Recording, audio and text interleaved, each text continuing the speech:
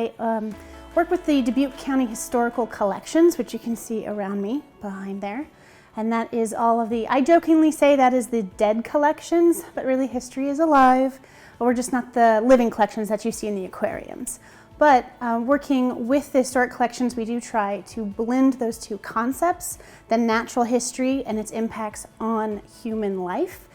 So you can think about the river next to us, the jobs that come from the river, the way the river has cut the landscape, and just really how it supports us. Museums can be behind the scenes in collections, but they're always geared toward people. So experiencing anything where you can engage with others and learn how social groups work. It's a study of people, really. We often have conversations with members of the community to help them dig in and research objects of kind of like family history.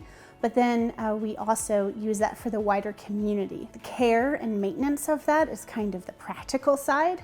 And so that would mean storage. So what you see behind me is actually probably a first step of that. When we accept an object into the collection, it begins here. We measure it, we photograph it, we capture all the details that we can about it, but then we store it for in perpetuity, for use later on in exhibit or in display, work with education, bringing out for school groups and things like that. We also do some of the nitty-gritty of exhibit work. So we kind of prepare objects to go out on display.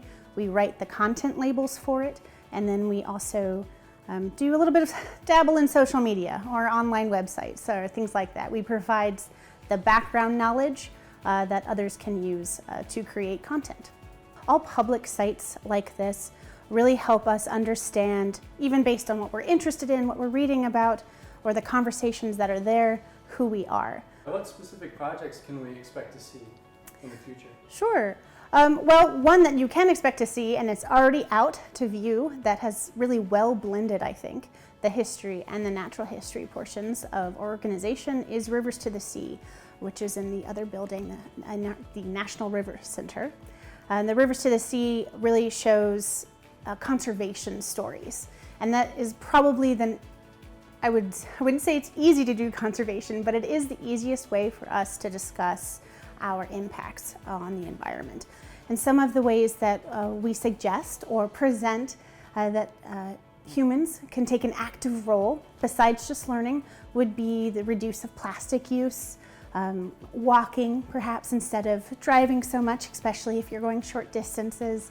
But then the greatest thing though is to be interested in the world around you and engage with it, because everything's tied together. Just explore, have fun, be curious.